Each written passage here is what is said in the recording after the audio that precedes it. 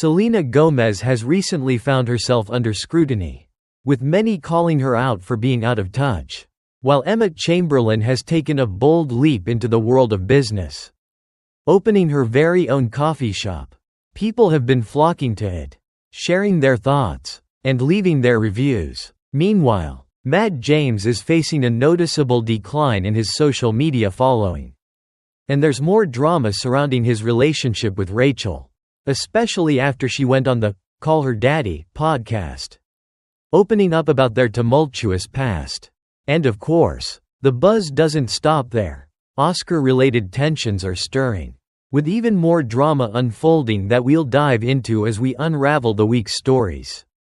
For this week's recap, we're doing something a little different, introducing the weekly TCAP, where we take a step back on Sundays to revisit the moments and headlines that we didn't get to cover during the week. Armed with my trusty note cards, today, we're going to dig deep into everything that's been making waves. So buckle up for episode 1 of this special Sunday feature. I'm not quite sure how long we'll keep this format going, but I'm excited to give it a shot and see where it leads us. Let's begin with Emma Chamberlain, who has just unveiled her own brainchild, the Chamberlain Coffee Cafe. Located in the Century City Mall in Los Angeles, I decided to take the plunge and check it out for myself today. The line was a bit daunting, about a 45-minute wait, but I was eager to try the two signature drinks that caught my eye: the salted pistachio matcha and the peanut butter mocha. To round out the experience, I grabbed a few food items, including the strawberry almond croissant, which was absolutely divine, and a coconut carrot loaf that left me craving more. As for the drinks, while they were undoubtedly delicious, there was a certain complexity to the flavors that took me by surprise. The salted pistachio matcha was undeniably rich, but the pistachio flavor seemed to dominate, with the matcha taking a bit of a backseat. The best way I can describe it is as a creamy pistachio-flavored drink, though not necessarily in a bad way. However, I did find myself wondering if the matcha could have been more pronounced. As for the peanut butter mocha, it had this unique duality where one sip would be overwhelmingly sweet, while the next would have a slightly bitter undertone, creating an unexpected rollercoaster of flavors. It was as if the drink couldn't quite find its balance, though I suspect it could have been better if I had mixed it more thoroughly. But, as I mentioned in my TikTok review, I didn't mix it at first because the mocha's bottom layer was so thick with chocolate that stirring it just didn't seem feasible. Despite the small hiccups with the drinks, I couldn't deny that the food was absolutely stellar. The croissant and loaf were definitely a highlight. However, what stood out to me even more than the taste was the way Emma introduced her cafe to the world. There was something about the whole launch that caught me off guard. She didn't make a big fuss about the grand opening, and I found it odd that there were no major promotions or announcements from her or the Chamberlain coffee brand leading up to the opening. It was as if the whole thing appeared out of nowhere, and I couldn't help but feel a bit confused when I saw TikToks about the cafe before any official word came from Emma herself. Even now, after the cafe has opened, there's been little to no promotion on Chamberlain Coffee's social media channels, making the whole launch feel a bit offbeat and uncoordinated. Moving on to Rachel Kirkconnell, who recently sat down with Call Her Daddy to speak her truth about everything that transpired during her breakup with Matt James. If you're unfamiliar with the drama surrounding their relationship, let me give you a quick refresher.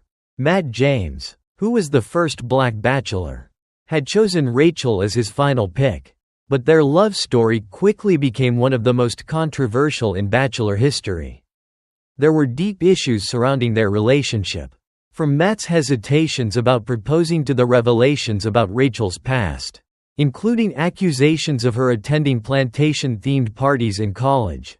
The fallout was intense, and the two ended things on rocky terms. During the Call Her Daddy interview, Rachel opened up about the painful and complex details of their split. Matt, feeling that there was too much work to be done on both sides, had called for Rachel to embark on a journey of growth and learning. Their relationship had been put under a microscope, And it's clear that their journey wasn't just about love, it was about personal reflection, accountability, and navigating the difficult conversations that arose from their tumultuous past. And, after all the twists and turns, Rachel and Matt ended up rekindling their relationship.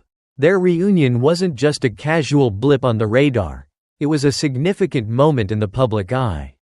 With people slowly but surely growing fond of their bond, they were often seen creating content together on social media, reviewing restaurants and sharing their experiences, which made fans feel more connected to them. So, when they broke up again, the world seemed to stop. Fans were left speechless, as they had grown so invested in their love story. Many couldn't comprehend how a couple so seemingly happy, sharing vacations and posts, could suddenly announce a breakup. It felt like it came out of nowhere, and it left a trail of confusion. Rachel, with her usual poise, sat down for an interview on Call Her Daddy, and in her own words, she shared the heartbreak and the details behind their split. The reactions were immediate and intense. Matt, once adored, quickly became a villain in many people's eyes. Some even labeled him a narcissist. And there was a noticeable shift in the public's sympathy. As for Rachel, her followers surged, gaining an extra 200K on social media, while Matt's numbers plummeted, dipping under 1 million, losing a substantial chunk of his following. TikTok, of course, played its part in the narrative shift, with old videos resurfacing, showing moments that didn't paint Matt in the best light. His actions, whether playful or petty, were scrutinized with a new lens, and viewers were questioning the authenticity of their relationship. In one particular video, Matt's irritation over Rachel double-dipping into the ketchup jar seemed trivial. Yet the underlying tension was palpable. It wasn't just a harmless moment, it revealed something deeper. "Why would you do that?" he snapped, as if her actions were a personal affront to his food. It was a small, seemingly insignificant incident, but it left many asking why he would react that way. Another video showed him expressing frustration when she double-dipped into tartar sauce, adding fuel to the fire. Fans quickly sided with Rachel, with many saying, "It's her food, she can dip as she pleases." The videos, once seen through the lens of a happy couple, now seemed awkward, even disturbing. As people reflected on these moments, they couldn't help but feel relieved that Rachel was no longer with someone who appeared so controlling. Moving on to another shocker in the entertainment world, Logan and Jake Paul are stepping into a new spotlight with their very own reality show, Paul American, coming to HBO Max on March 27. Honestly, this is something I never expected to see. Not long ago, these two were embroiled in scandals. From Jake's infamous Disney Channel departure to Logan's own controversies. Yet here they are, being given a reality show. And it's set to air on a major platform. The trailer shows glimpses of Logan's life as a new father, with his wife preparing for the arrival of their child, while Jake continues his rigorous training for his upcoming fights. There's something so surreal about it all, especially considering where they both started. It makes me wonder, is Logan's journey into fatherhood the key ingredient that HBO believes will draw in viewers? While Jake's story undoubtedly holds some intrigue, the whole narrative of starting a family, the highs, the lows, and the joy of parenthood, is a universal story that audiences can't resist. I can easily picture a whole episode dedicated to Logan's wife giving birth. And I wouldn't be surprised if that became a central moment of the show. Logan himself posted an Instagram story expressing how much this moment meant to him. "I've genuinely waited years to finally make a show with my brother and family. We live for your entertainment at Paul American Max." Thursday, March 27. The sentiment, while a bit brash, shows just how far they've come from their previous antics. And just when you thought the surprises couldn't get more unexpected, there's news of Trisha Paytas taking the stage for her very first Broadway show. Yes, you read that right, Broadway. A couple of years ago, this seemed almost unimaginable, with everything that Trisha has gone through, especially with her unpredictable public persona. I would never have guessed that Broadway would be in her future. But here we are, with her announcing her role in a star-studded cast. It's one of those moments that makes you pause, blinking in disbelief, wondering if you've missed something along the way. Could Trisha really pull this off? Her journey from internet controversy to Broadway stardom is something that would be hard to predict. But it's happening, and I can't help but feel a mix of curiosity and amazement. Tomorrow night, in the heart of New York City, something truly extraordinary is happening. Trisha Paytas is making her Broadway debut. Not only will the performance be live on stage, but it will also be streamed for fans around the world to witness. I can hardly process how surreal this moment is, knowing just how much of a dream this has been for Trisha. For years, she's talked about it, and now she's turning it into a reality. Watching her manifest her dreams with such dedication is truly inspiring. This year, it seems like everything she's wished for is unfolding right before our eyes. I'm curious, how many of you will be tuning in to the live stream? And for those of you lucky enough to be in New York, will you be attending in person? I would have loved to be there myself. Not just because of the buzz surrounding the cast, but because this feels like such a monumental moment. They're sharing behind-the-scenes moments on TikTok. And honestly, I'm still in disbelief at how real this all is. The excitement is palpable as they prepare for this new Broadway musical. Being part of something so alive, so immediate, it's unlike anything else. You can feel the magic of theater, when real bodies are singing, dancing, and acting in perfect harmony. There's nothing quite like it. Trisha herself couldn't contain her excitement, sharing on social media how surreal the experience has been. "I'm living my Broadway dream," she said, expressing just how thrilled she is to be part of this historic moment. She's been in rehearsals, and by all accounts, it's been an incredible journey. Best ensemble ever. Best original songs ever. Best script ever, she proclaimed. The joy in her voice was unmistakable. And you could tell how deeply this meant to her. For someone who has always poured her heart into everything she does. This is the pinnacle of her hard work, talent, and perseverance. She'll be singing her heart out, dancing her heart out, and acting her heart out. With live singing, something she's never done before. It's a huge leap, but it's clear that Trisha is ready to give it her all. Shifting gears to another conversation, Trisha recently had Joey Grava on her podcast, and the topic of Shane Dawson came up. They discussed their past friendships with Shane, wondering if they could ever reconcile with him given everything that's transpired. Trisha, with her usual raw honesty, admitted that she struggled with the changes she saw in Shane over time.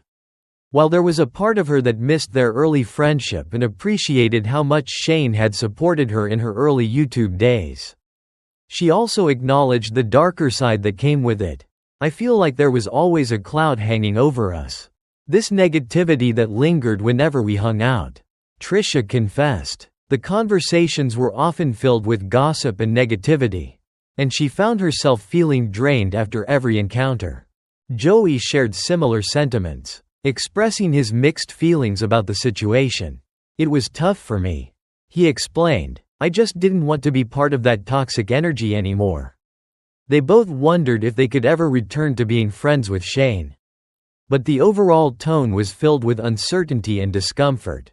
Despite the complexity of their past, the truth remained clear for many of their fans, especially when it came to the lingering drama with Jeffree Star and Ryland Adams, who continued to stand by Shane even after everything that happened.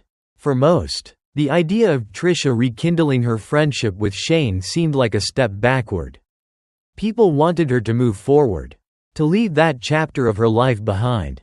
The conversation then took an awkward turn when they touched on Colleen Ballinger. Joey had appeared in videos with Colleen's character, Miranda Sings, but Trisha had never been featured in one. This unease was evident as they spoke about Colleen, and there was a palpable sense of discomfort. The conversation quickly shifted, but you could feel the tension in the air. Trisha's discomfort was understandable, Being linked to a person you've never had a chance to connect with on a deeper level can feel isolating. There's a kind of lingering question that hangs in the air when you're left out of something others are a part of. But it seems Trisha has learned to navigate these situations with a level of grace and maturity.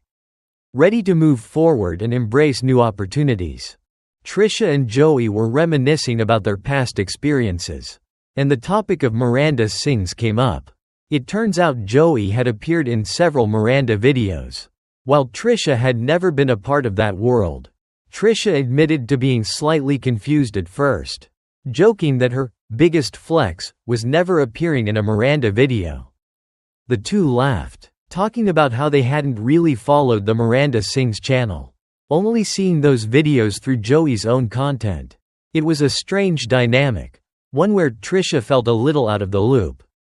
Still, she couldn't deny that some of Miranda's videos were genuinely funny, and they shared a sense of fun when it came to role-playing and making spontaneous, crazy content. Their conversation, full of warmth and humor, highlighted just how much they've grown as individuals and creators, even as they navigate this quirky world of online fame and collaboration.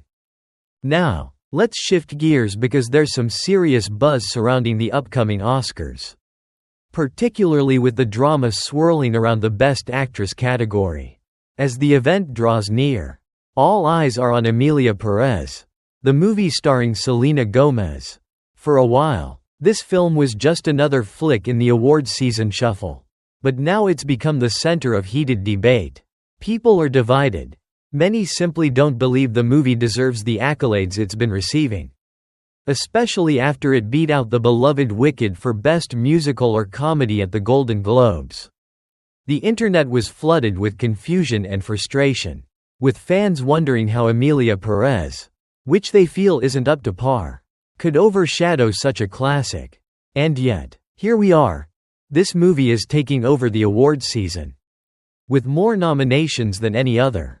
And that's not even the half of it. Beyond the movie's polarizing reception, there's an even bigger storm brewing around one of its stars, Carla Sofia Gaskin. Carla, who has made history as the first trans woman nominated for Best Actress, is at the center of an increasingly intense controversy. After an interview with a Brazilian publication was translated, people started to question her remarks, particularly her criticism of those who were supporting Fernanda Torres, one of her competitors. The backlash was swift, with some people calling for her disqualification, claiming that her comments violated an Academy rule prohibiting actors from publicly denigrating their fellow nominees. This rule, which I didn't even realize existed, seems to carry quite the weight. But despite the backlash, Variety reported that Gaskin didn't technically break the rule because her comments weren't directly about Torres's performance. Still, the drama didn't stop there. As more details surfaced, people began digging into Gaskin's past Twitter posts, and what they found was disturbing. In 2021, she had referred to the Oscars as an Afro-Korean festival, and criticized the event as an ugly gala. On top of that, other tweets surfaced with derogatory comments about Muslims and Islam, along with other offensive remarks. Gaskin quickly deleted her Twitter account. But the damage was done. People were outraged, demanding accountability, and the conversation grew louder. In response, Carla issued an apology, acknowledging the hurt her past words had caused. "I want to acknowledge the conversation around my past social media posts that have caused hurt," she said in a statement to Variety. "As someone in a marginalized community, I know this suffering all too well. And I am deeply sorry to those I have caused pain. All my life, I have fought for a better world. And I believe light will always triumph over darkness." While this apology was an attempt to address the situation, it didn't erase the pain caused by her past actions. And people are still grappling with what to make of the whole situation.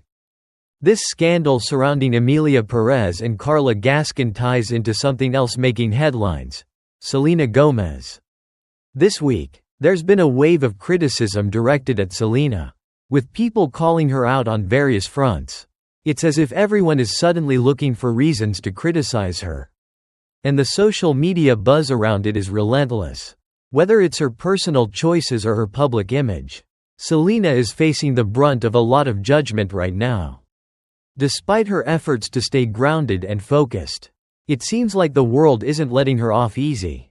The online conversation is growing louder, and it's clear that no one is immune to the pressures of fame, especially when it comes to the way people perceive them. For Selena, the scrutiny seems to be just another chapter in her ongoing journey in the public eye, one that's constantly changing and evolving, but never without its challenges. Recently, Selena Gomez found herself at the center of a storm of controversy after posting a video of herself crying. This video quickly made headlines, with people speculating that it was related to the backlash surrounding Emilia Perez, the movie she starred in, and the criticisms it had been receiving. However, that wasn't the case at all. The truth behind her tears was far more personal, and the situation was entirely unrelated to the movie. The emotional video, which she shared on Instagram, wasn't about her career or public persona. It was a response to something far more heart-wrenching. Selena opened up about how deeply troubled she was by the news of deportations and the immense suffering of children who were caught in the crossfire.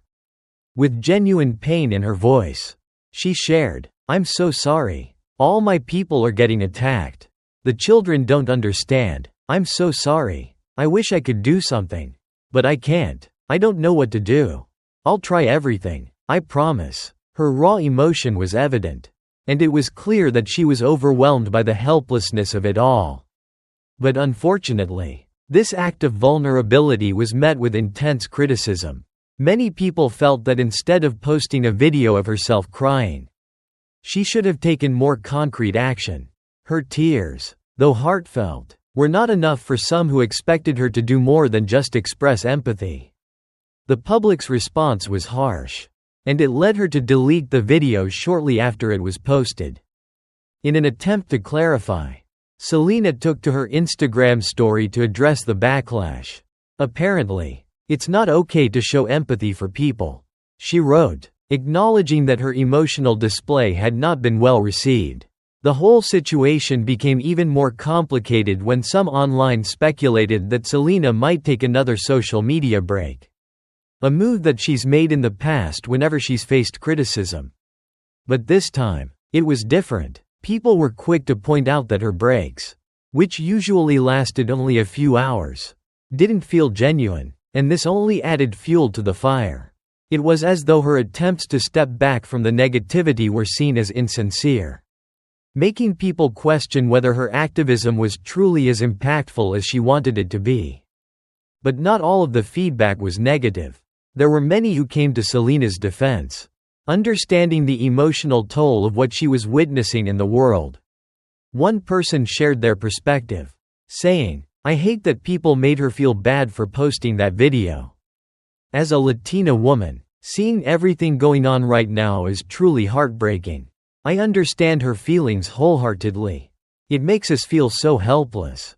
And it's so devastating." They emphasized that, despite Selena's fame, she is still human, and like everyone else, she has the right to express her feelings. Others pointed out the irony of people who criticize Selena for seeking attention through her video but would then turn around and criticize her if she stayed silent on the issues. "You can't win in their eyes." One comment read, capturing the dilemma perfectly. The larger conversation, however, revolved around the way Selena chose to express her emotions. The video, which was meant to share her heartbreak, turned into a meme. People mocked her for crying in her $4.9 million home, with her $1.3 billion net worth, about how she wished she could do more. Some couldn't help but laugh at the juxtaposition, seeing the wealth and luxury surrounding her as at odds with the depth of her empathy. Others, like me, couldn't help but feel conflicted. On the one hand, I felt sympathy for her. If I were in her shoes, I could easily see myself reacting the same way, overwhelmed by the state of the world.